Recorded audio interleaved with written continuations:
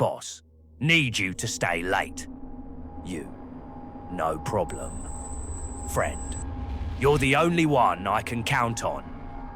You, yeah, of course. Partner, it would just be easier if you apologized. You, I'm sorry. Parent, just be a nice boy. That sound, that is the sound of a good man agreeing to become a loser. This isn't weakness, it's a sickness, a social disease sold to you as virtue. Orwell performed the autopsy. This is the cure. Are you ready to rock? Let's rock that wisdom! The cure begins with the diagnosis. This sickness has a name, the Good Man Protocol, a set of commandments for self-annihilation, sold to you as virtue. Here are its 3 articles of faith. First, thou shalt be a tool. Your boss needs you late? Yes, of course. Your friend needs another favor? I'll be right there. You trade your mission for their approval, telling yourself you are indispensable. You are not. You are merely convenient, a disposable instrument. Second, thou shalt bleed for the ungrateful. You bleed out your best ideas, drip by drip, hoping they will see your value. But they do not see an ally.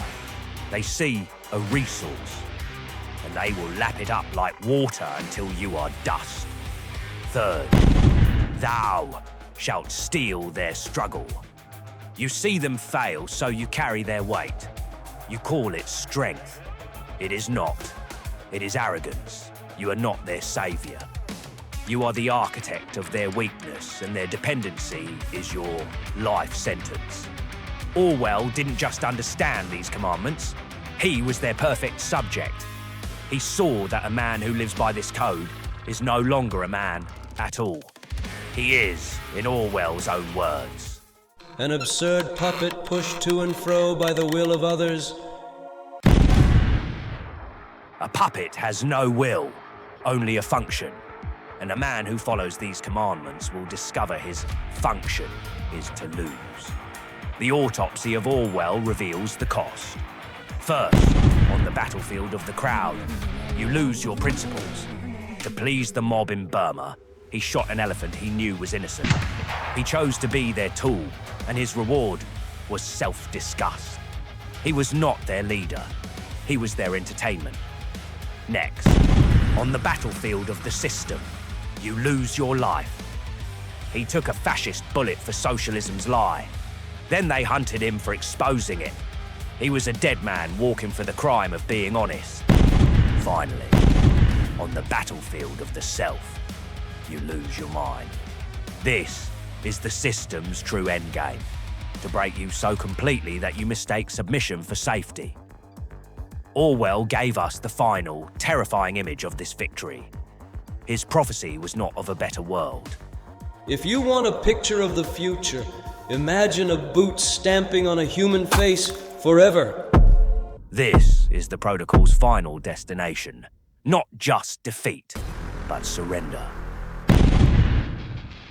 This protocol is a cage, but it is not your destiny. You have seen the proof of failure. Now, you will be given the tools to break it. This is the counter-offensive.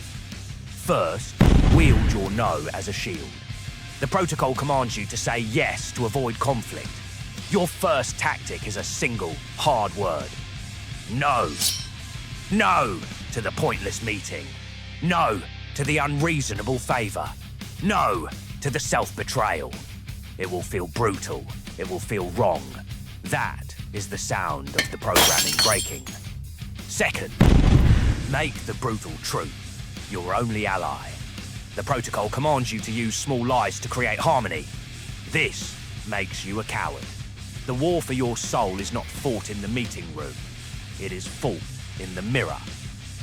You must tell the truth to yourself. First, a man who is at war with his own weakness is a terrifying opponent for anyone else. Orwell knew the price of this tactic. he wrote the order for every future soldier. In a time of universal deceit, telling the truth is a revolutionary act. Third, master surgical cruelty. The protocol commands you to be harmless. The loser is harmless.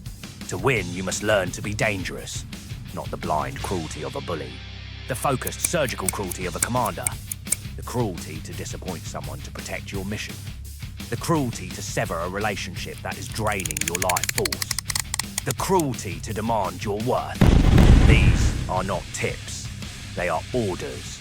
These are your tools. The briefing is complete. You have the tools. Now for the final piece of intel. The most important truth of this entire war. That pain you feel every day. The friction, the quiet, grinding misery of being a good man in a world that is not good. That is not your weakness. It is not your failure. It is the proof of your sanity. Orwell wrote the final order for every man who still thinks for himself. It is not possible for any thinking person to live in such a society as our own without wanting to revolt. Your pain is the call to arms. The war begins now. Welcome to the fight.